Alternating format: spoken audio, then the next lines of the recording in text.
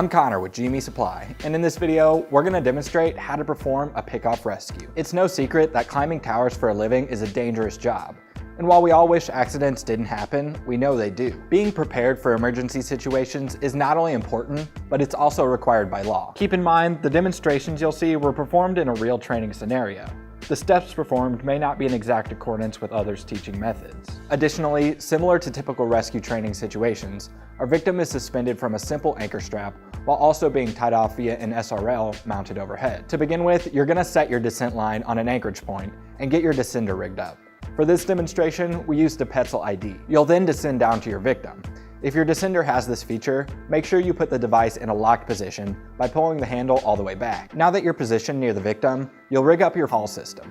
This system gives you a mechanical advantage, allowing you to lift the victim easier, no matter their weight. This step could also be done via pickoff strap, but that offers much less mechanical advantage, making the pickoff very difficult. A haul system and a rescue kit should already be rigged up in the bag.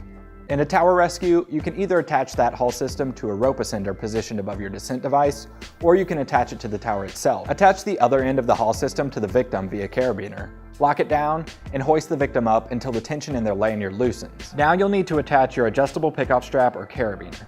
You'll attach one end to the victim's dorsal D-ring and the other end to the carabiner on your descender. If you're using a pickoff strap, pull in the slack so that the weight of the victim is shared between the haul system and the strap. Release the tension of the haul system and allow the victim's weight to fully rest on your pickoff strap or carabiner. You can now detach the victim's fall arrest lanyard, but for this demonstration, we're leaving the victim attached to the SRL. Completely unhook your haul system and stow it away safely.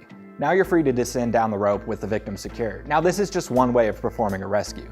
We carry a variety of rescue kits with different gear options, and if you have specific preferences, we'll work with you to make the perfect combination of gear to suit your needs. This video is not a substitute for proper in-depth fall protection and rescue training.